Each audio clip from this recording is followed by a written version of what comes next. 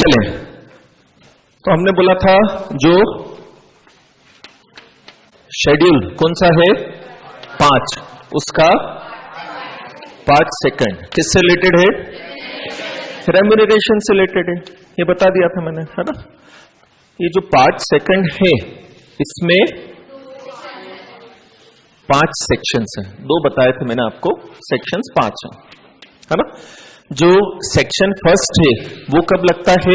बोलो, जब कंपनी के पास क्या हो? प्रॉफिट, क्या बांटने के लिए? Very good. फिर सेक्शन सेकंड कब लगता है? जब नो प्रॉफिट है। नो प्रॉफिट है मतलब क्या है? या इनएडिक्वेट प्रॉफिट है, ठीक है। फिर सेक्शन है थर्ड।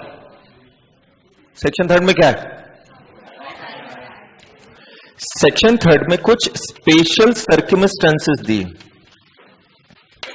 सेक्शन थर्ड में क्या दिए बेटा? कुछ इन स्पेशल सर्कमस्टेंसेस में आप सेक्शन सेकंड से भी ज्यादा रेम्यूनरेशन पे कर सकते हो।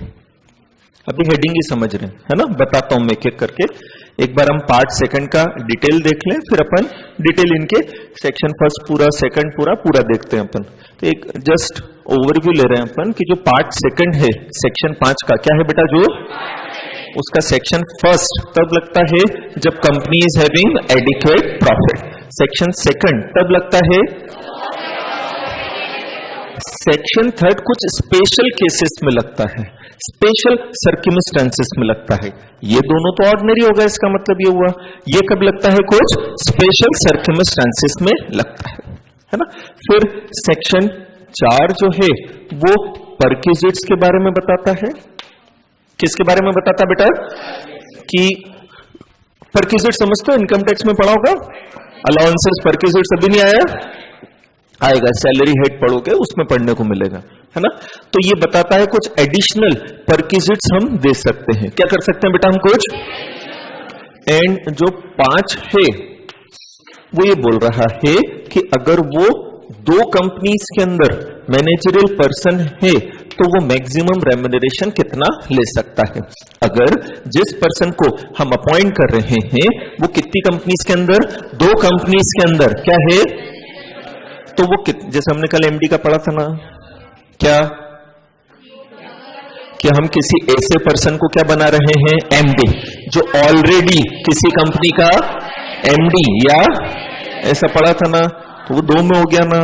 अब अगर वो कितनी कंपनीज में हो गया तो दोनों से कितना मिलाकर रेम्यूनरेशन ले सकता है, ये सेक्शन 5 में बताया, ठीक है। तो एक बार हम ब्रीफ करते हैं, फिर हम इनकी एक एक की डिटेल चालू करते हैं। तो हमने क्या बोला? Schedule 5 part second is related with remuneration to be paid. किसको? Managerial person. Section first says if company is having profit then section first के हिसाब से पे कर सकते हैं। If company is not having और inadequate profit then section second के हिसाब से। सेक्शन थर्ड कुछ स्पेशल केसेस के अंदर लगता है। फिर सेक्शन 4 बोलता है कि ये जो आप फर्स्ट और सेकंड के अंदर पेमेंट करोगे उससे एडिशनल पेमेंट और आप कर सकते हो इन परक्विजिट्स के नाम से। एंड सेक्शन 5 कब लगता है बेटा? जब क्या? ये चीज आ गई समझ में अपने को? चले स्टार्ट करते हैं अपन। कौन सा? सेक्शन फर्स्ट, ठीक है। सेक्शन फर्स्ट कब लग रहा बेटा?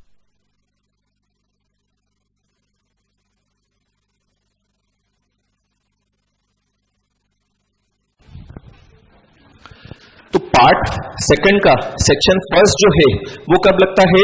जब कंपनी के पास क्या है? प्रॉफिट है ना।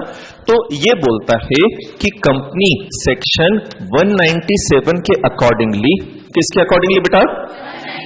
197 के अकॉर्डिंगली क्या पे करेगी? रेम्यूनरेशन पे करेगी, ठीक है। तो इसका मतलब अब हमें क्या पढ़ना पड़ेगा? 197 हमें क्या पढ़ना पड़ेगा? तो अब हम स्टार्ट कर रहे हैं 197, ठीक है। 197 जो है पहला प्राइवेट कंपनी के ऊपर एप्लीकेबल नहीं होता है। आईएफएससी पब्लिक कंपनी के ऊपर एप्लीकेबल नहीं होता है। आप ये मैक्सिमम केस में देखना, जो एग्जम्पशन प्राइवेट कंपनी को है, जो एग्जम्पशन किसको है, वो सारे एग्जम्पशन आईएफएससी पब्लिक कंपनी को भी है। ठीक है, 99.9% ये सही है। क्या, जो एग्जम्पशन किसको है, मतलब जो प्रोविजन किस पे नहीं लगते हैं, वो किस पे नहीं लगते हैं, आईएफएससी पब्लिक कंपनी के ऊपर भी एप्लीकेबल नहीं होते।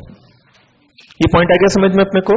तो हमने बोला, अच्छा मैंने कल ही आपको इसका लॉजिक बता दिया था कि कंपनी कैसी है, प्राइवेट कंपनी। तो प्राइवेट कंपनी के अंदर पब्लिक इंटरेस्ट इन्वॉल्व होता है क्या, तो फिर आपको जितना रेम्यूनरेशन देना आप देना, हम मना नहीं कर रहे हैं।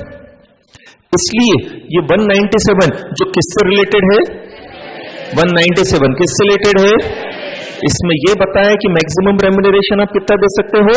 तो ये कंडीशन किस पे नहीं लगती है, फिर प्राइवेट कंपनी के ऊपर नहीं लगती है।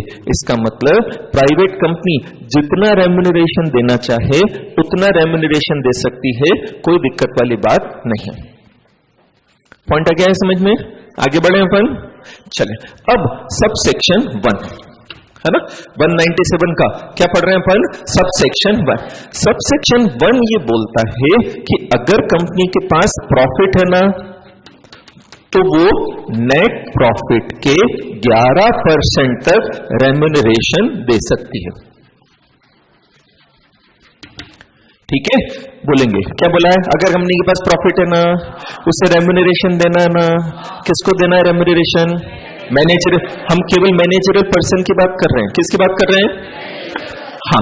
बट 197 जो है, बोलो बच्चों क्या है, जो ये सारे डायरेक्टर्स प्लस मैनेजर पर लगता है।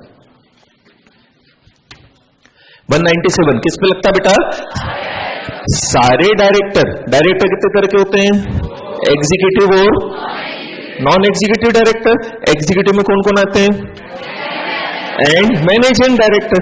बाकी सारे डायरेक्टर कहां आते हैं, है ना, अदर देन कौन कौन, MD and full time director. ठीक है, मैनेजर अलग से क्यों लिख रहे हैं समझ में आए ना, क्योंकि मैनेजर का इसलिए मैनेजर अलग से लिखा है, सीधी सीधी सी बात है। तो ये बोल रहे हैं कंपनी के सारे डायरेक्टर्स एंड मैनेजर का रेम्यूनरेशन मिलाकर नेट प्रॉफिट के 11% तक हो सकता है ना। तो बोले कि जिस फाइनेंशियल ईयर में आप रेम्यूनरेशन दोगे, उस फाइनेंशियल ईयर का जो नेट प्रॉफिट है उसके मैक्सिमम 11% तक आप क्या पे कर सकते हो, रेम्यूनरेशन। ठीक है, जैसे अभी फाइनेंशियल ईयर चल रहा 19-20, अभी क्या चल रहा है बेटा, 19-20 चल रहा है। तो 19-20 का जितना नेट प्रॉफिट है ना, बोलो ना, 19-20 का जितना, उसका कितना परसेंट आप क्या दे सकते हो, किसको, मैनेजरियल पर्सन को, एंड बाकी डायरेक्टर्स को, सबको। 197 सब पे लगता है, शेड्यूल 5 केवल मैनेजरियल पर्सन पे लगता है, बट 197 सब पर लगता है बेटा। कंफ्यूज मत होना, मैं एक एक चीज 10 बार बोल रहा हूं इसलिए। 197 बट पब्लिक कंपनी केवल, है ना। शेड्यूल 5 बट पब्लिक कंपनी केवल, दोनों पब्लिक कंपनी पे लग रहे हैं, बट 197 सब पे लगता है। Executive director, non executive director सब पर लगता है। ये सबका रेम्यूनरेशन बोला है, मतलब कंपनी में जितने भी डायरेक्टर्स हो, इंडिपेंडेंट डायरेक्टर, नॉमिनी डायरेक्टर, महिला डायरेक्टर, पुरुष director, managing director, whole time director, additional director, बहुत सारे डायरेक्टर पड़े ना, सबका एंड अगर कौन है, तो सबका रेम्यूनरेशन मिलाकर कितने से ज्यादा नहीं होगा, किसका 11%, कौन से ईयर का नेट प्रॉफिट, जिस फाइनेंशियल ईयर में आप रेम्यूनरेशन दोगे ना, जिस फाइनेंशियल ईयर में आप क्या दोगे, उस फाइनेंशियल ईयर के नेट प्रॉफिट के 11% से ज्यादा नहीं होगा। पॉइंट आ गया समझ में। फिर बोला है नेट प्रॉफिट का कैलकुलेशन सेक्शन 198 के अकॉर्डिंगली किया जाएगा, है ना। क्या बोला बेटा, बोल के बताओ। नेट प्रॉफिट का कैलकुलेशन कौन से सेक्शन के हिसाब से किया जाएगा, 198 के अकॉर्डिंगली नेट प्रॉफिट का कैलकुलेशन किया जाएगा। जो अगला सेक्शन है ना 198, वो रिलेटेड ही किससे है, calculation of net profit. And maximum जगह पूरे एक्ट में मैक्सिमम जगह जहां पर भी नेट प्रॉफिट का कैलकुलेशन करना होता है वो सेक्शन 198 के अकॉर्डिंगली होता है। 99% जगह 198 के अकॉर्डिंगली ही नेट प्रॉफिट का क्या होता है कैलकुलेशन। हाँ, बस ये ध्यान रखना है कि नेट प्रॉफिट का कैलकुलेशन करते समय ग्रॉस प्रॉफिट में से मैनेजरियल पर्सन का रेम्यूनरेशन माइनस नहीं करना है। 11th-12th में क्वेश्चन करते थे बीकॉम के अंदर कि 10% सैलरी या कमीशन देना आफ्टर चार्जिंग सच कमीशन और बिफोर चार्जिंग, याद आया?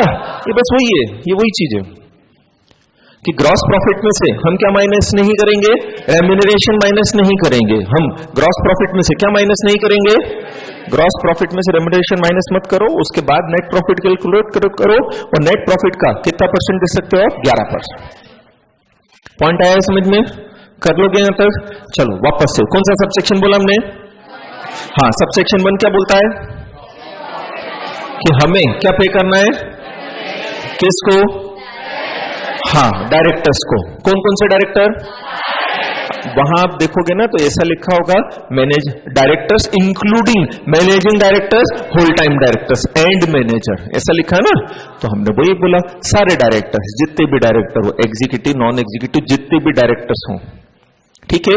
एंड कंपनी में कौन है, जो मैनेजर, सबका क्या मिलाकर, सबका क्या रेम्यूनरेशन मिलाकर 11% का नेट प्रॉफिट के 11% से ज्यादा नहीं होगा। Net profit will be calculated as per section 198 के हिसाब से नेट प्रॉफिट कैलकुलेट होगा। ये समझ में आ गया? हाँ, कैलकुलेशन करते समय क्या ध्यान रखेंगे, जीपी में से रेम्यूनरेशन माइनस नहीं करना। ये पॉइंट आ गया समझ में? ये सिटिंग फीस याद है आपको? क्या होती है सिटिंग फीस? सिटिंग फीस इस 11% में इंक्लूडेड नहीं है। मतलब इस 11% के अलावा हम क्या दे सकते हैं, सिटिंग फीस। ये 11% एक्सक्लूसिव ऑफ सिटिंग फीस है। मतलब इस 11% की लिमिट के अंदर आप किसको इंक्लूड नहीं करोगे, सिटिंग। सपोज मेरी कंपनी का नेट प्रॉफिट है 1 करोड़, मेरी कंपनी का नेट प्रॉफिट कितना है, 1 करोड़ का कितना परसेंट, कितना हुआ, 11 लाख। तो मैं 11 लाख रेम्यूनरेशन दे सकता हूं, 11 लाख के अलावा मैं सेटिंग फीस दे सकता हूं। मैं ये कह रहा हूं आपसे, आपको समझ में आया? मेरी कंपनी का नेट प्रॉफिट है 10 करोड़, कितना है, तो मैं 11% बांट सकता हूं सबको मिलाकर। 11% कितना हुआ 10 करोड़ का, 1 करोड़ 10 लाख। तो क्या 1 करोड़ 10 लाख में सिटिंग फीस भी इंक्लूड करनी है कि मैं अलग से दे सकता हूं? बस मैं वही बता रहा हूं कि 11% के कैलकुलेशन में किसको इंक्लूड नहीं किया है, सिटिंग फीस को इंक्लूड नहीं किया है, ठीक है। लेकिन अगर डायरेक्टर किसी अदर कैपेसिटी में सर्विसेज दे रहा है, अगर डायरेक्टर क्या दे रहा है, किसी सर्विसेज दे रहा है, तो उसका पेमेंट इस 11% में इंक्लूडेड माना जाएगा। कहने का मतलब आप डायरेक्टर को किसी दूसरे नाम से पेमेंट नहीं कर सकते हो। अगर आप डायरेक्टर को किसी भी पोस्ट में किसी भी नाम से पेमेंट करते हो, वो मिलाकर कितने से ज्यादा नहीं होना चाहिए, 11% से। हाँ, केवल सिटिंग फीस अलग से पे की जा सकती है। ये अदर वाला मैं समझाऊंगा अभी, ये केवल 11% से रिलेटेड है इसलिए मैंने यहां लिख दिया। अदरवाइज अदर कैपेसिटी में काम करना क्या है ये आगे आएगा, मैं बताता हूं, ठीक है। तो 4 चीज, 11% किस किस का है, सारे डायरेक्टर्स एंड, फटाफट से बोलो 11% किस किस का है, बट 11% में इंक्लूडेड, बट इंक्लूडेड है क्या, 11% में इंक्लूडेड क्या, इसका मतलब अलग से दे सकते हैं, बट क्या इंक्लूडेड है, दूसरे किसी कैपेसिटी में उसे पेमेंट करोगे तो वो 11% का ही पार्ट माना जाएगा। मतलब ऐसा ना हो कि हम 11% उसे, हमने बोला हमारा 1 करोड़ का प्रॉफिट है तो 11 लाख तक मैक्सिमम दे सकते थे डायरेक्टर को, तो हमने 5 लाख उसे किसी दूसरे नाम से दे दिया। नहीं, किसी दूसरी capacity other than director. Capacity मतलब क्या, पोजीशन। हम यहां किस कैपेसिटी में पेमेंट कर रहे हैं उसे, तो तो बोले किसी दूसरी कैपेसिटी में पेमेंट करना मतलब एज ए डायरेक्टर या एज ए मैनेजर पेमेंट नहीं कर रहे हो? बोले हाँ। तो बोले नहीं, वो भी इस 11% में ही इंक्लूड होगा, आप उससे एडिशनल नहीं दे सकते हो। पॉइंट आ गया है समझ में? हो जाएगा यहां तक? चलिए फिर नेक्स्ट क्या बोला? अब ये 11% किस किस का था बेटा? बोलते जाओ यार, ये 11% किस किस का? अब हम इस 11% की कैटेगरी बना रहे हैं। अब हम क्या कर रहे हैं बेटा? ये हाँ, अब ये 11% हमने बोला सारे डायरेक्टर प्लस मैनेजर का है, क्या यही बोला हमने? क्या बोला? बोलो। ये 11% किसका है? सारे डायरेक्टर्स का और मैनेजर का है। अब हम इसका बाइफर्केशन करते हैं इन द सेंस, डायरेक्टर कितने तरह के होते हैं बेटा? कौन कौन से?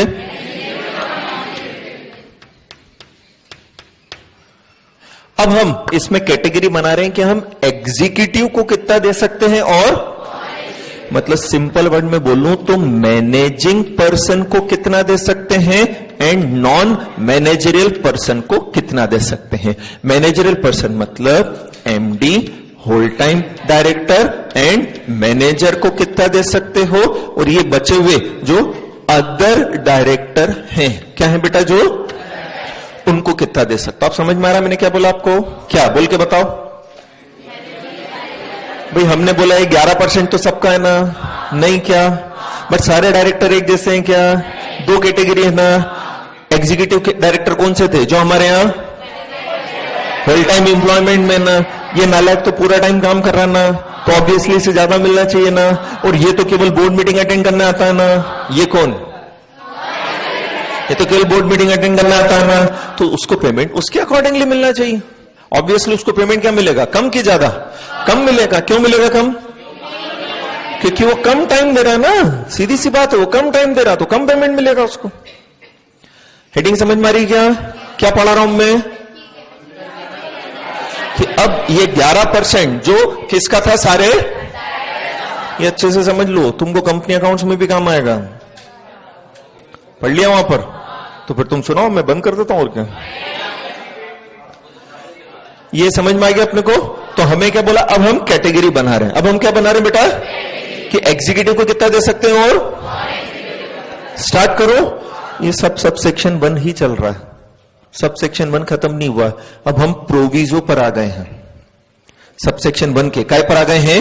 प्रोविजो। अच्छा, एक पॉइंट रह गया है ना, यहां तक की कहानी समझ में आ गई कि मैक्सिमम कितना दे सकते हैं हम? 11% से ज्यादा दे सकते हैं क्या? अगर शेयर होल्डर की परमिशन हम ले लें तो 11% से ज्यादा भी दे सकते हैं। ये पॉइंट बोलना रह गया मेरा, है ना। फिर हम इस पे आएंगे क्या कि वैसे तो हम कितना दे सकते हैं बेटा? 11%। कितना दे सकते हैं? बट अगर हम 11% से ज्यादा रेम्यूनरेशन देना चाहते हैं, बोलो बच्चों, अगर हम, तो हमें किसकी अप्रूवल लगेगी? वेरी गुड, किसकी अप्रूवल लगेगी? शेयर होल्डर की अप्रूवल से। शेयर होल्डर की अप्रूवल से हम 11% से ज्यादा रेम्यूनरेशन भी पे कर सकते हैं। बट बिना शेयर होल्डर की अप्रूवल के हम कितना तक दे सकते हैं? 11%। आपको समझ में आया? वापस से बोलो, क्या बोला? 11% तक पेमेंट करना है ना, तो अलग से शेयर होल्डर से पूछने की जरूरत। Very good. बट अगर 11% से, तो अलग से आपको शेयर होल्डर की क्या लगेगी? अप्रूवल। ये बोलते हुए कि हम 11% से ज्यादा देना चाहते हैं तो दे दें। अब मालिक कौन है? ऑनर कौन है? Share holder. वहां कर दे तो दे देना यार, मना थोड़ी कर रहे हैं हम, दे दे, कोई दिक्कत नहीं। ठीक है, ये चीज आई समझ में। अब हम 11% की कैटेगरी पर आते हैं। आपको 3 चीज लिखेंगे। सबसे पहले आप 11% की डिटेल, फिर सेकंड नंबर पे आप क्या लिखोगे कि इससे अगर ज्यादा देना है तो किसकी अप्रूवल लगती है? Share holder. फिर आप आओगे कैटेगरी के ऊपर। करूं स्टार्ट में कैटेगरी? चलें देखें क्या बोला है। अगर कंपनी में एक ही मैनेजरियल पर्सन है, अगर कंपनी में क्या है बेटा? क्या हम एक से ज्यादा एमडी रख सकते हैं? Very good. क्या हम एक से ज्यादा मैनेजर रख सकते हैं? Very good. क्या एक से ज्यादा होल टाइम डायरेक्टर रख सकते हैं? Very good. क्या मैनेजिंग डायरेक्टर के साथ होल टाइम डायरेक्टर हो सकता है? मैनेजिंग डायरेक्टर के साथ मैनेजर हो सकता है, मैनेजर के साथ whole time director, whole time director के साथ मैनेजर, तो ये कॉम्बिनेशन रख सकते हैं ना। मे बी पॉसिबल हमारी कंपनी में एक से ज्यादा मैनेजरियल पर्सन हो, हमने 2 MD अपॉइंट कर रखे हैं, या हमने MD and whole time director appoint कर रखा, या हमने मैनेजर एंड, या हमने 5 होल टाइम डायरेक्टर अपॉइंट कर रखे हैं।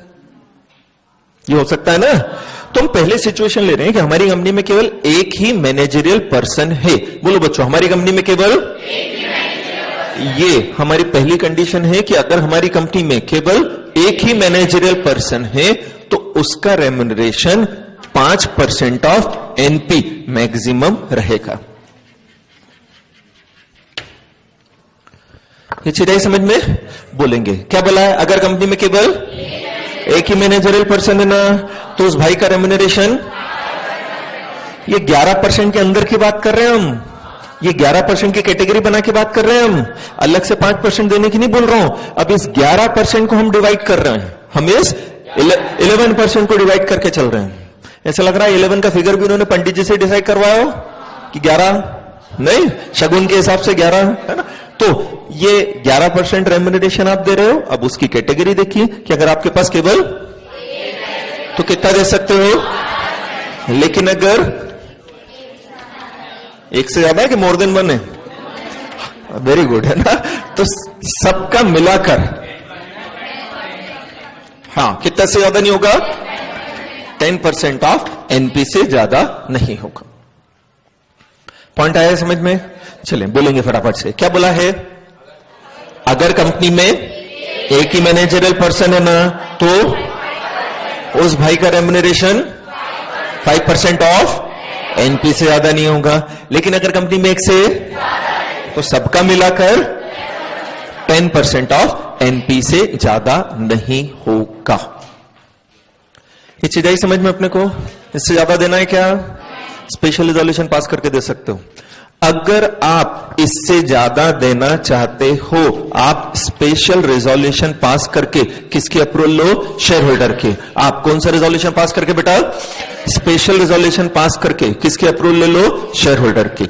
अगर आपको शेयर होल्डर ने अप्रूवल दे दी तो आप इससे ज्यादा रेम्यूनरेशन भी पे कर सकते हो। जब 11% मैंने बढ़ाने की बोली थी तब काइंड ऑफ रिजोल्यूशन नहीं बताया आपको मैंने, है ना, क्योंकि वहां लिखा भी नहीं। नहीं लिखा तो हम कौन सा मानते हैं? ऑर्डिनरी। नहीं लिखा तो अपन कौन सा मानते हैं? ऑर्डिनरी ही मानते हैं ना। अब यहां तो लिखा है, क्या लिखा है? Special resolution. कौन सा रिजोल्यूशन? तो अगर आप क्या पास कर लेते हो? स्पेशल रिजोल्यूशन पास कर लेते हो तो आप इससे भी ज्यादा रेम्यूनरेशन पे कर सकते हो। एक कंडीशन हो रही बताता हूं, यहां तक की कहानी समझ में आ गई? बोलो। फिर अच्छा, ये पहली कंडीशन है। पहली कंडीशन का है कि एक्सेस रेम्यूनरेशन देने की। पहली कंडीशन का है कि बेटा अगर आप कितने तक दे रहे हो, आपको एडिशनल परमिशन चाहिए क्या? अगर आप कितने तक दे रहे हो, एडिशनल परमिशन चाहिए क्या? बट अगर आप इससे एक ही है बट हम उसे 5 से ज्यादा देना है, परमिशन लगेगी। कौन सा रिजोल्यूशन? एक ही है, सबको मिलाकर 10, सॉरी 1 से ज्यादा है और सबको मिलाकर तो क्या लगेगी? कोई डाउट इसके अंदर? फिर आपको ध्यान रखना है कि अगर कंपनी ने बैंक से, अगर कंपनी ने PFI से, PFI मतलब हाँ, या कन्वर्टिबल डेप्ट इंस्ट्रूमेंट, इटैलिक में लिखा होगा एक paragraph, NCD, sorry non convertible debenture holders, है ना, एंड सिक्योर्ड क्रेडिटर, ये 4 हैं। अगर आपने किससे लोन ले रखा है? बोलो। या पब्लिक फाइनेंशियल इंस्टीट्यूशन से, या नॉन कन्वर्टेबल डिबेंचर इशू किए ना आपने, ये आपके सिक्योर क्रेडिटर है ना, क्या है आपके? और आप क्या करना चाहते हो? लिमिट से ज्यादा देना चाहते हो ना, वापस से। आपने क्या ले रखा है? लोन। क्या ले रखा है? किससे? बैंक से, या NCD, या हो सकता है सबसे ले रखा हो। एंड आप लिमिट से ज्यादा देना चाहते हो ना, आप लिमिट से, इनकी भी आपको प्रायर अप्रूवल लगेगी। प्रायर कब? जनरल मीटिंग में शेयर होल्डर की अप्रूवल लेने के पहले, prior to the approval of share holder in general meeting. ये चीज आई समझ में, है ना? कंपनी ने क्या लिया बेटा? किससे? या सिक्योर क्रेडिटर है ना? एंड इनके पेमेंट में किसी तरह का क्या किया है? डिफॉल्ट किया है। इनके पेमेंट में किसी तरह का क्या किया है? और हम लिमिट से ज्यादा देना चाहते हैं, और हम क्या करना चाहते हैं बेटा? तो फिर इनकी आपको क्या लगेगी? Prior approval. इनकी आपको क्या लगेगी? Prior approval. मतलब पहले लेनी है, किसके पहले? शेयर होल्डर से अप्रूवल लेने के पहले। लिखा उसमें साफ साफ, लास्ट लाइन के अंदर आप देखोगे उसमें साफ साफ लिखा है कि किससे अप्रूवल लेने के पहले? Share holder. पॉइंट आया है समझ में अपने को? तो अगर हम, ये लॉजिकल चीज ना यार, एक तो हमने खुद ने लोन ले रखा है और उस लोन के रिपेमेंट में क्या कर रखा है, और फिर हम लिमिट से ज्यादा बांट रहे हैं। ऐसे कैसे बांट रहे हैं बे? पूछो जिनका पैसा लगा हुआ है, ठीक है? तो इनकी क्या लगेगी? Prior approval. क्या लगेगी? प्रायर अप्रूवल क्यों बोला है? किससे पहले? शेयर होल्डर को देने के पहले। तो ये हमने पढ़ा था कि हम मैक्सिमम कितना दे रहे थे? 11% की हमने कैटेगरी बनाई। पहला किसका ले रहे हैं अपन? मैनेजरियल पर्सन का। किसका ले रहे हैं अपन? मैनेजरियल पर्सन मतलब कौन कौन? तो अगर कंपनी में केवल, तो उसका, बट अगर एक से तो सबका मिलाकर, बट अगर हम इस लिमिट से तो पहली कंडीशन। फिर चेक करो कि अगर हमने क्या ले रखा है, किससे? या पीएफआई से, या और उनके पेमेंट में, उनके पेमेंट पे, तो पहले उनकी क्या लो? प्रायर अप्रूवल लो। काय के लिए? कि हम ये ज्यादा पेमेंट करना चाहते हैं, कर दे क्या? और प्रायर अप्रूवल मतलब यहां किससे है? शेयर होल्डर से परमिशन लेने के पहले। ये पॉइंट आ गया समझ में अपने को? अब हम देखते हैं नॉन एग्जीक्यूटिव डायरेक्टर को कितना दिया जा सकता है। अभी हमने किसका पढ़ा? एग्जीक्यूटिव डायरेक्टर एंड मैनेजर का। किसका पढ़ा हमने? सिंपल वर्ड में बोले मैनेजरियल पर्सन का, है ना? दो तरह से बोल सकते हो। अभी हमने किसका पढ़ा? मैनेजरियल पर्सन का। किसका पढ़ा? अब हम पढ़ रहे हैं अदर डायरेक्टर। अगर आप डायरेक्ट देखोगे तो ऐसा वर्ड मिलेगा, मैनेजरियल पर्सन का ये, और फिर हम किसका पढ़ रहे हैं? Other director. ये नेक्स्ट प्रोविजो है। ये क्या है बेटा? सबसेक्शन 1 ही चल रहा है अभी, सबसेक्शन 1 खत्म नहीं हुआ। यहां तक की कहानी समझ में आ गई? चलें देखें अब क्या बोला है। अगर कंपनी में मैनेजरियल पर्सन अपॉइंटेड है, अगर कंपनी में कौन अपॉइंटेड है? वापस से, अगर कंपनी में, तो फिर जो अदर डायरेक्टर हैं, कौन है बेटा? जो अदर का यहां मतलब एमडी और होल टाइम डायरेक्टर को छोड़कर, अदर डायरेक्टर मतलब, तो अगर कंपनी में कौन अपॉइंटेड है? Managerial person. Managerial person appointed मतलब कंपनी में एमडी है या होल टाइम डायरेक्टर है या क्या है? ये अपॉइंटेड है ना। और फिर हमें किसको रेम्यूनरेशन देना है? किसको रेम्यूनरेशन देना है? 1% ऑफ नेट प्रॉफिट तक दे सकते हैं। कितना तक दे सकते हैं? सेकंड, अगर कंपनी में मैनेजरियल पर्सन है ही नहीं, मेरी कंपनी के अंदर मैनेजरियल पर्सन है ही नहीं, अपॉइंटेड ही नहीं है, तो मैं जो अदर डायरेक्टर हैं, क्या है बेटा? जो उन्हें 3% ऑफ एनपी तक दे सकता हूं। अब बोले ये क्या लॉजिक है? अगर कंपनी में मैनेजरियल पर्सन है तो सारा काम तो वही कर रहे हैं, नहीं समझे आप? सारा काम तो आपको ज्यादा काम करना है क्या? तो बस 1% तक निपटो। बट अगर कंपनी में मैनेजरियल पर्सन, तो फिर तो नॉन एग्जीक्यूटिव डायरेक्टर को सारे काम करने ना, कि नहीं करने? तो ठीक है, उनको ज्यादा दे सकते हैं। ऐसे याद कर लो, ये समझे आप? भाई अगर कंपनी में कौन है तो मेन काम तो वही कर रहे हैं ना। आप तो कल बोर्ड मीटिंग में आ रहे हो ना, तो आपको 1% तक कम ही देंगे फिर। बट अगर कंपनी में कौन है? मैनेजर पर्सन, तो फिर इन्हीं को सारा काम करना, तो ज्यादा दे दो। वैसे भी मैनेजरल पर्सन है तो अपन 10% तक जा सकते हैं, तो उनके लिए बचा कितना? 1% बचा। अरे समझ में आया? इससे ज्यादा देना है क्या? देना है। हम तो स्पेशल रेजोल्यूशन पास करें, सबके एक्सेप्शन है। अगर इस लिमिट से, ओ पागलों, अगर इस लिमिट से क्या पास करो, ये दो कंडीशन डिफॉल्ट चेक कर लो, ये वाली और ये वाली, ठीक है? क्या कर ले अपन? अगर हम नॉन एग्जीक्यूटिव डायरेक्टर को भी ज्यादा पेमेंट करना चाहते हैं, अगर हम क्या करना चाहते हैं बेटा?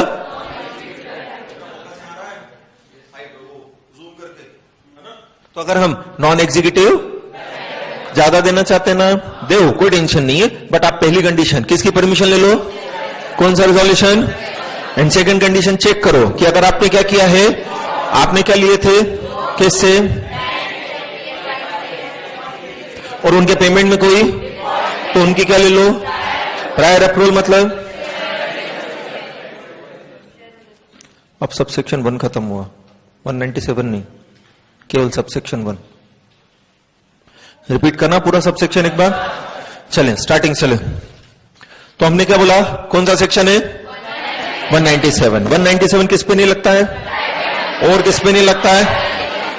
ये पॉइंट आ गया समझ में अपने को? तो किस पे लगेगा? केवल चाहे लिस्टेड हो चाहे सब पर। और क्या बोला है कि कंपनी नेट प्रॉफिट का किसको? एंड सारे डायरेक्टर मतलब सबका एंड मैनेजर का मिलाकर। फिर 11% में इंक्लूडेड, मतलब अलग से, जैसे 11% में इंक्लूडेड, अदर कैपेसिटी में जो पेमेंट कर रहे हो वो 11% में इंक्लूडेड। समझ में आया? अब फिर हम 11% की कैटेगरी बना दी, किसका? Managerial person and other direct. ऐसे बोलो, मैनेजरियल पर्सन और, तो मैनेजरियल पर्सन में 3 भाई बहन आ गए, कौन? और एमडी और होल टाइम डायरेक्टर को छोड़कर सारे डायरेक्टर होते डायरेक्टर में। तो हमने क्या बोला, अगर कंपनी में केवल, तो उसका, अगर एक से तो सबका मिलाकर, बट इन 2 लिमिट से अगर, तो एंड चेक करो डिफॉल्ट तो नहीं है, अगर क्या है तो फिर प्रायर अप्रूवल। मतलब फिर क्या बोला कि जो अदर डायरेक्टर हैं तो चेक करें, अगर कंपनी में अपॉइंटेड है तो, और अपॉइंटेड तो 3% ऑफ वॉट, ये चीज आई समझ में अपने को? हाँ, बट अगर उससे भी तो एसआर पास कर लो, फिर चेक कर लो किसी तरह का कोई डिफॉल्ट तो नहीं है, और अगर क्या है कोई तो क्या करो? प्रायर अप्रूवल ले लो। किसकी प्रायर अप्रूवल ले लो? शेयर होल्डर्स की, सॉरी जिनसे लोन लिया था उनकी क्या ले लो? Prior approval. ये पॉइंट आ गया समझ में? नेक्स्ट सबसेक्शन 2 197 का सबसेक्शन 2 हमें ये बोलता है कि भाई सीटिंग फीस इंक्लूडेड नहीं है, ये बता दिया मैंने आपको, है ना? ये सबसेक्शन 1 में नहीं लिखा है सीटिंग फीस का, बट क्योंकि एक साथ पढ़ लेते हैं अपन, इसलिए मैंने वही बता दिया। ये अदर कैपेसिटी का भी सबसेक्शन 1 में नहीं लिखा है, सीटिंग फीस का भी सबसेक्शन 1 में नहीं लिखा है, ठीक है? बट क्योंकि अपन 11% पढ़ रहे हैं, फिर मैं बाद में बोलता तुमको कि 11% में ये वो ध्यान रखना, उससे अच्छा हमने जो जो ध्यान रखना था सब ये ध्यान रख लिया। आप समझ रहे हो मैं क्या बोल रहा हूं? अब अगर आप सबसेक्शन 2 देखोगे तो उसमें लिखा है क्या कि जो सिटिंग फीस है क्या है, जो उसे इंक्लूड नहीं करना है। मिल गया आपको? Remuneration to be exclusive of sitting fees, ठीक है? फिर सबसेक्शन 3 यही बोलता है कि अगर कंपनी के पास प्रॉफिट नहीं है, मतलब क्या हुए हैं? लॉस। अगर कंपनी के पास प्रॉफिट मतलब क्या हुए हैं? या इनएडिक्वेट प्रॉफिट है, या तो शेड्यूल 5 के हिसाब से रेम्यूनरेशन पे करना। ये आपको मैंने बता दिया, ये बता दिया ना। 197 तो कब लगता है? जब प्रॉफिट है, तो 197 के हिसाब से। अदरवाइज इसने क्या बोल दिया? शेड्यूल 5 के हिसाब से क्या पे कर देना? रेम्यूनरेशन पे कर देना। Next subsection 4 mode of determination of remuneration बताता है। सबसेक्शन 4 क्या बताता बेटा? कि रेम्यूनरेशन किस तरह से डिटरमाइन करोगे। चलो, इनका मैनेजिंग डायरेक्टर को पावर कैसे देते हैं? आर्टिकल के थ्रू, बोर्ड रेजोल्यूशन के थ्रू, जनरल मीटिंग के थ्रू, एग्रीमेंट के थ्रू। तो ये जो रेम्यूनरेशन हम डिसाइड कर रहे हैं, बोलो बच्चों क्या कर रहे हैं हम? जो ये आर्टिकल के थ्रू डिसाइड कर सकते हैं, ऑर्डिनरी रिजोल्यूशन या स्पेशल रिजोल्यूशन पास करके डिसाइड कर सकते हैं। एज द केस में भी जैसे हमने बोला ना कि कहीं कहीं ऑर्डिनरी लग रहा है, कहीं कहीं क्या लग रहा है? स्पेशल। ठीक है, नेक्स्ट सब सेक्शन 4 आगे ये भी बोलता है, ये लिखा है सब सेक्शन 4 में अदर कैपेसिटी वाला, ये सब सेक्शन 2 में लिखा है। एंड सिटिंग फीस का मेन सब सेक्शन है 5। सिटिंग फीस का मेन सब सेक्शन कौन सा है? 5। ठीक है, अब ये बोला है सब सेक्शन 4 में ही आगे कि जो अदर कैपेसिटी में रेम्यूनरेशन दिया है, बोलो बच्चों, जो वो किसका पार्ट माना जाएगा? 11% का। किसका पार्ट माना जाएगा? वापस से बोलो, जो अदर कैपेसिटी में रेम्यूनरेशन दिया है वो। तो ये सेक्शन कौन सा अपना? वो याद रखें, सब सेक्शन आपसे बनते हो तो याद करो। हाँ, जिन सब सेक्शंस के बारे में मैं बोल दूं, मैं यहां बताते जा रहा हूं ताकि आपकी क्लैरिटी रहे। अरे समझ में आई ये चीज? तो हमें क्या बोला है?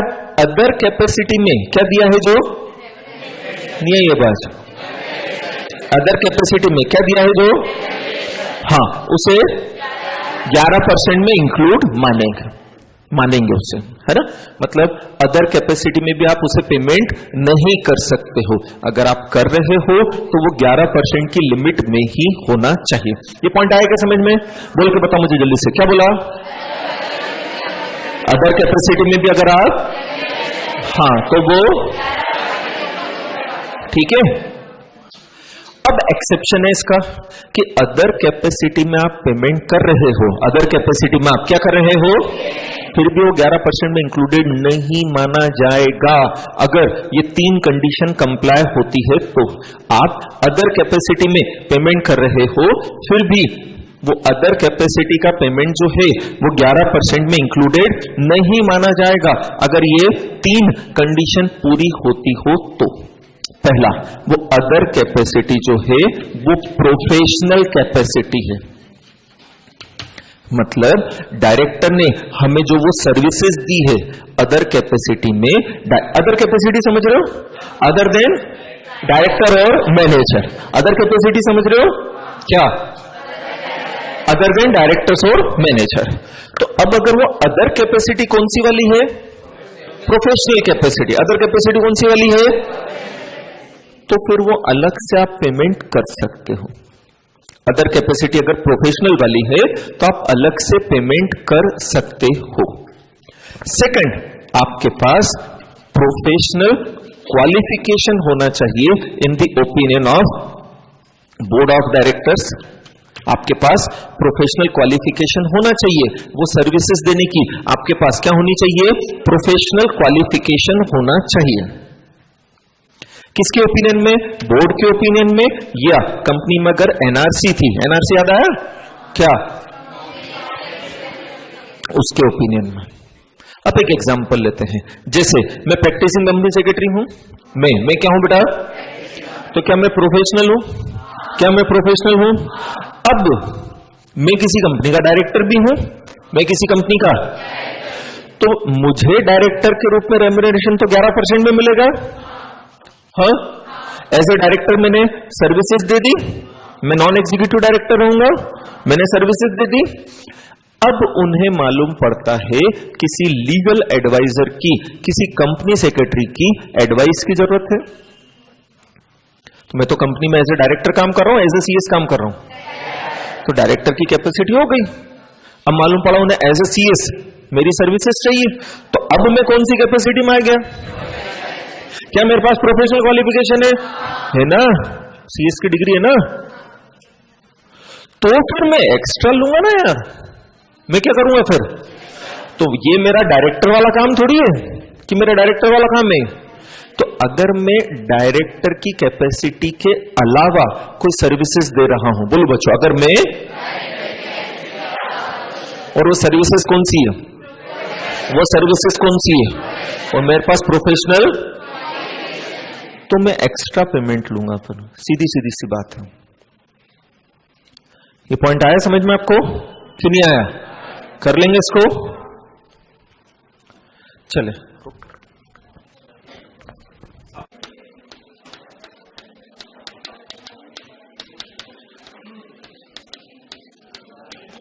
वन 197 सब सेक्शन क्या? 5। कौन सी फीस? सिटिंग फीस समझते हो ना क्या होती है? हाँ मुझे बताओ क्या होती है?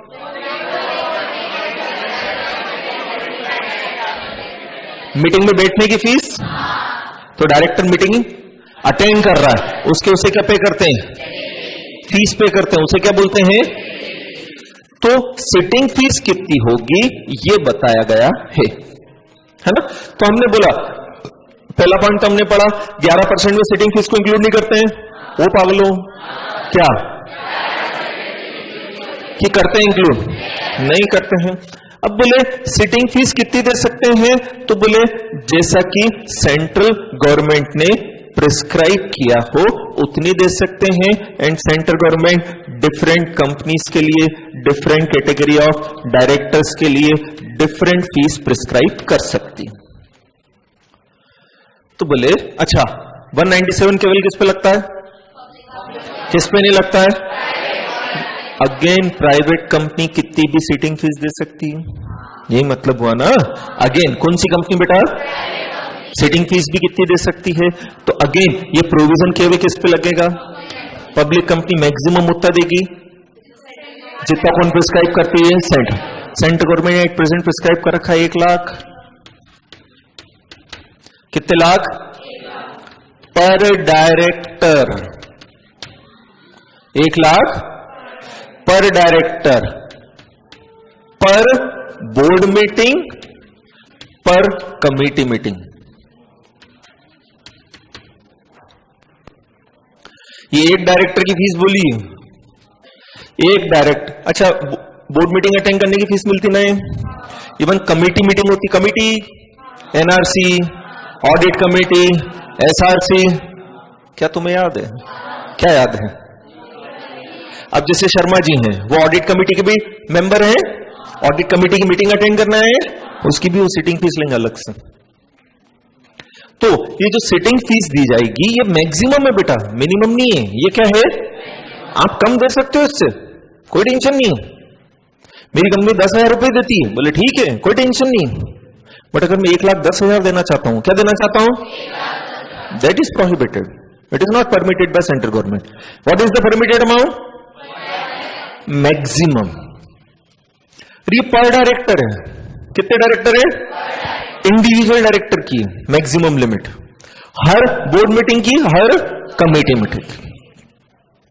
ये समझ में आया? तो जैसे शर्मा जी हैं, है ना, शर्मा जी ने साल की 5 बोर्ड मीटिंग अटेंड की है और 3 कमेटी मीटिंग में आए थे, तो क्या उन्हें 8 लाख रुपए दे सकते हैं? पूछा मैंने कुछ, कैसे दे सकते हैं? हर बोर्ड मीटिंग के, हर कमेटी मीटिंग के। 8 लाख से कम दे सकते हैं? ज्यादा? ये समझ में आया? फिर जो महिला डायरेक्टर और इंडिपेंडेंट डायरेक्टर होते हैं, बोलो क्या होते हैं? जो उनको बाकी डायरेक्टर से कम फीस नहीं दोगे आप। महिलाओं की दादागिरी हर जगह है, उनके खर्चे भी ज्यादा हैं लिपापोती के। तो इसलिए क्या बोला है कि दूसरे डायरेक्टर को जितनी सिटिंग फीस दे रहे हो ना, उससे कम वुमेन डायरेक्टर को या आईडी को मत देना, या तो उतनी दो या उससे ज्यादा दो। ये समझ में आया अपने को? क्यों? इंडिपेंडेंट डायरेक्टर वैसे भी हमने कंपनी के माथे बिठा रखा है, उसका अपॉइंटमेंट कंपलसरी करवा रखा है, किसके इंटरेस्ट को प्रोटेक्ट करने के लिए। तो मालूम पड़ा इंडिपेंडेंट डायरेक्टर को फीस हमने बोला 5,000 रुपए देंगे, तो कोई बनेगा हमारी कंपनी में इंडिपेंडेंट डायरेक्टर? अब अगर कोई नहीं बन रहा है तो हम तो क्या बोल रहे हैं, हम ढूंढ रहे फिर भी नहीं मिल रहा है। तो बोले ऐसी पार्शियलिटी मत करो, बाकी को भी 5 दे रहे हो क्या? हाँ, तो इसको भी 5 दे दो, हमें टेंशन नहीं। तो वुमेन डायरेक्टर और इंडिपेंडेंट डायरेक्टर की सिटिंग फीस बाकी डायरेक्टर से कम नहीं होना चाहिए, बराबर या ज्यादा रखो, कोई टेंशन नहीं। ये पॉइंट आ गया समझ में? बोलो। नेक्स्ट क्या दिया? मोड ऑफ पेमेंट बता दिया आपको मैंने, mode of payment of remuneration, है ना? अच्छा, मोड ऑफ फिक्सेशन पढ़ा था अपन ने पहले। तो रेम्यूनरेशन मंथली बेसिस पर दे सकते हैं। मंथली बेसिस पर मतलब सैलरी दे दी, है ना? Specified percentage of net profit दे सकते हैं, कमीशन दे सकते हैं, मिला जुला कर दे सकते हैं। ठीक है, मंथली पेमेंट कर दिया मतलब सैलरी दे रहे हैं अपन, फिर चाहो तो नेट प्रॉफिट का परसेंटेज, कमीशन वगैरह दे सकते हो और मिक्स करके दे सकते हो, कोई टेंशन वाली बात नहीं है। यहां तक की कहानी समझ में आई? चले तो 197 के थोड़े बहुत सबसेक्शन बचे वो अपन करते हैं। अब हमने बोला था, हम पढ़ रहे थे शेड्यूल 5, क्या पढ़ रहे थे हम? इसका पार्ट फर्स्ट पढ़ लिया था हमने, जिसमें क्या थी? क्वालिफिकेशन कि डिस्क्वालिफिकेशन। फिर हम सेकंड पे आए थे, पार्ट सेकंड पर, वो किससे रिलेटेड था? रेम्यूनरेशन से रिलेटेड था। उसका पार्ट फर्स्ट पढ़ा हमने, पार्ट फर्स्ट में सेक्शन फर्स्ट पढ़ा हमने। सेक्शन फर्स्ट में क्या बोला? 197 के हिसाब से देना, तो 197 देख लिया हमने। ठीक है, फिर सेक्शन सेकंड क्या था? आवाज नहीं आई मुझे।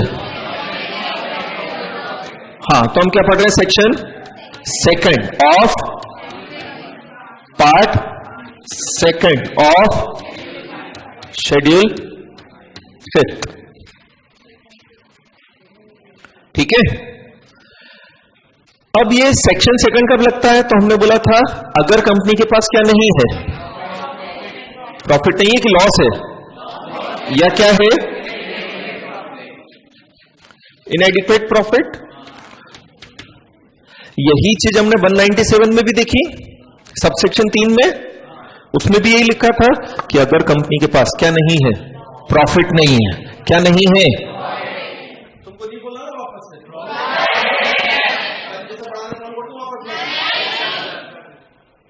तो अगर कंपनी के पास क्या है या क्या है, तो हम सेक्शन सेकंड के हिसाब से देते हैं। ठीक है, सेक्शन सेकंड में बोला है, 2 पॉइंट दिए, कैपिटल ए और कैपिटल बी। ए वाला बोलता है इफेक्टिव कैपिटल के बेसिस पर रेम्यूनरेशन देना। किस बेसिस पर रेम्यूनरेशन देना? बी वाला बोलता है प्रोफेशनल कैपेसिटी के बेसिस पर रेम्यूनरेशन देना। डिटेल में बता रहा हूं, है ना? ए वाला क्या बोलता है बेटा? इफेक्टिव कैपिटल के बेसिस पर रेम्यूनरेशन देना। दूसरा बी वाला क्या बोलता है? पहले हम ए पढ़ रहे हैं, अब आपको एक टेबल दी होगी, दिए ना टेबल, वही टेबल हम पढ़ रहे हैं, है ना? एक साइड इफेक्टिव कैपिटल है, दूसरा है ईयरली रेम्यूनरेशन एक्सीड नहीं करेगा इससे।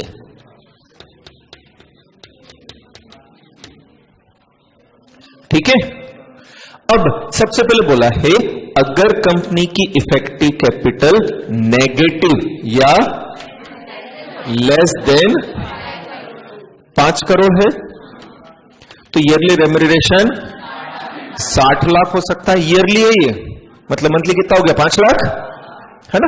फिर अगर 5 करोड़ से ज्यादा है बट 100 करोड़ से कम है तो 84 लाख। फिर 100 करोड़ या उससे ज्यादा है बट 250 करोड़ से कम है तो 120 लाख। और अगर 250 करोड़ से भी ज्यादा है तो 120 लाख प्लस एक्सेस का 0.01%।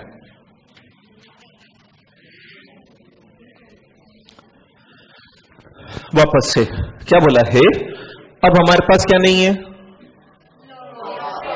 लॉस नहीं है, प्रॉफिट नहीं है, या प्रॉफिट तो, लेकिन बिया कम पड़ रहा। बिया क्या कम पड़ रहा है? फिर भी हमें क्या बांटना है? क्या बांटना है? तो फिर बोला आप अपनी कंपनी की इफेक्टिव कैपिटल चेक करो। आप अपनी कंपनी की क्या चेक करो? और जितनी आपकी कंपनी की क्या है उसके बेसिस पर आप क्या दे सकते हो, रेम्यूनरेशन। तो अगर हमारी कंपनी की इफेक्टिव कैपिटल कितनी है, इफेक्टिव कैपिटल का फॉर्मूला बताता हूं मैं। इफेक्टिव कैपिटल कैसे कैलकुलेट की जाएगी वो मैं बताता हूं, उसके लिए 7 आइटम को अपने को कंसीडर करना वो मैं बता रहा हूं। तो अगर इफेक्टिव कैपिटल कैसी है, नेगेटिव या 5 करोड़ से कम है ना, तो हम कितना दे सकते हैं, कितना दे सकते हैं, 60 लाख। बट अगर 5 करोड़ या उससे बट लेस देन तो 84 लाख। बट अगर या उससे ज्यादा है बट तो, और अगर 250 से भी तो, चल मान लो कंपनी की इफेक्टिव कैपिटल है 300 करोड़। कितनी है, कितना दोगे, तो 120 लाख तो दे ही सकते हैं।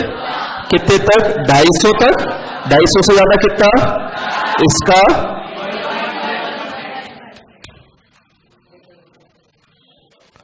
यह है समझ में अपने को। कंपनी की इफेक्टिव कैपिटल है 4 करोड़, कितना दे सकते हैं, इतनी देर लगती बोल रहे बेबे, ये टेबल याद होनी चाहिए, एग्जाम में टेबल नहीं आएगी बट क्वेश्चन आएंगे उस पर। हाँ, कंपनी की इफेक्टिव कैपिटल 4 करोड़, कितना दे सकते हैं, कंपनी की इफेक्टिव कैपिटल है 250 करोड़, कितना दे सकते हैं, पक्का समझ में आ गए। इससे ज्यादा देना है तो भले स्पेशल रिजोल्यूशन पास करके शेयर होल्डर की अप्रूवल ले लो। कौन सी रिजोल्यूशन पास करके, स्पेशल रिजोल्यूशन पास करके आप क्या कर लो, और आप एक्सेस रेम्यूनरेशन पे कर सकते हैं।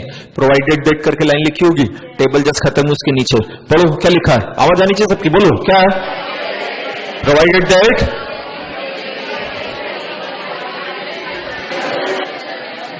कि हम एक्सेस रेम्यूनरेशन दे सकते हैं। क्या कर सकते हैं हम, हाँ कब दे सकते हैं, नहीं आई बात, अगर क्या पास हो जाता है, स्पेशल रिजोल्यूशन। ये पॉइंट आया समझ में अपने को, बोलो बच्चों। चल फिर बी वाला पॉइंट क्या बोला था मैंने, बी वाला पॉइंट क्या बोला था, professional capacity. Normally managerial person company को कंट्रोल करते हैं, बोलो बच्चों कौन, मैनेजरल पर्सन क्या करते हैं कि नहीं करते हैं, करते हैं ना कंपनी को कंट्रोल। कंपनी किसकी होती है, कौन से शेयर होल्डर की, जिनके पास नॉर्मली वो प्रमोटर होते हैं, नहीं, मेजोरिटी के शेयर किसके पास होते हैं, प्रमोटर के पास ही होते हैं ना, कि नहीं होते। जैसे रिलायंस कंपनी, प्रमोटर कौन है, मेजोरिटी के शेयर भी उसी के पास है, और मैनेजरल पर्सन के अपॉइंटमेंट का डिसीजन भी उसे ही लेना है। तो अगर उसे लगता है कि वो अपनी कंपनी को ज्यादा अच्छे से चला सकता है तो खुद को बना लेगा एमडी यार, जैसा कि है रिलायंस कंपनी के अंदर। अरे पैसा अपना है ना, अपने को लगता है अपन अच्छे से मैनेज कर सकते हैं कि आग लगा सकते हैं। तो अगर हम अच्छे से कर सकते हैं तो अपना पैसा किसी दूसरे को हैंडओवर करेंगे क्या, हम खुद कर रहे हैं ना। चाहे हम प्रोफेशनली क्वालिफाइड हो या ना हो, नहीं समझा। मैंने कंपनी बनाई 10 करोड़ रुपए की कैपिटल लगाकर, अब मेरे पास कोई मैनेजमेंट की डिग्री नहीं है, ना मुझे मैनेजमेंट करते आता है, बट क्योंकि पैसा मेरा है और अपॉइंटमेंट कौन करते हैं, शेयर होल्डर्स करते हैं मेजोरिटी के, मुझे अपने आप पे भरोसा है कि मैं क्या कर सकता हूं, मैनेजमेंट, मैंने अपने आप को खुद को बना लिया। तो क्या मैं प्रोफेशनल कैपेसिटी में काम कर रहा हूं, आपको समझ में आया मैं क्या समझा रहा हूं, क्या प्रोफेशनल कैपेसिटी में काम कर रहा हूं क्या। बट मैंने तो क्या किया, किसी प्रोफेशनल को ही अपॉइंट कर दिया जिसके पास मैनेजमेंट का अच्छा खासा क्या हो, एक्सपीरियंस। मुझे नहीं करना, किसी भी कारण से नहीं करना, टाइम नहीं है या नहीं करना चाहता मैं, तो मैंने किसी प्रोफेशनल को ही अपॉइंट कर दिया जिसके पास क्या है, एक्सपीरियंस है। क्या वो शेयर होल्डर है, क्या वो प्रमोटर है, वो किस कैपेसिटी में, तो फिर बी, क्लॉज बी लगता, जो मैं अब आपको बता रहा हूं।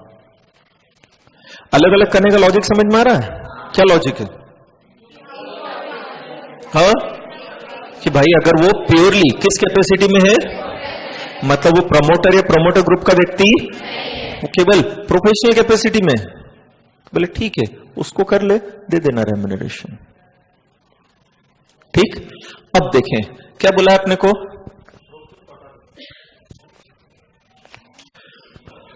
अब जो प्रमोटर होते हैं बेटा, कौन होते हैं जो, उनका तो पैसा लगा कंपनी में, आपको लग रहा है कि उनको बहुत रेम्यूनरेशन दे रहे मैनेजिंग डायरेक्टर को, मैनेजरल पर्सन को खूब ज्यादा पेमेंट मिल रहा है ऐसा लग रहा है क्या? हाँ, 60 लाख रुपए, 84 लाख, 120 लाख, अरे लग रहा है क्या ऐसा कि ज्यादा मिल रहा है? एज ए सीएस हमें मिलेगा इतना? हाँ, ऐसा कुछ नहीं कि नहीं मिलेगा, बट हाँ कैपेसिटी पे डिपेंड करता है आपकी।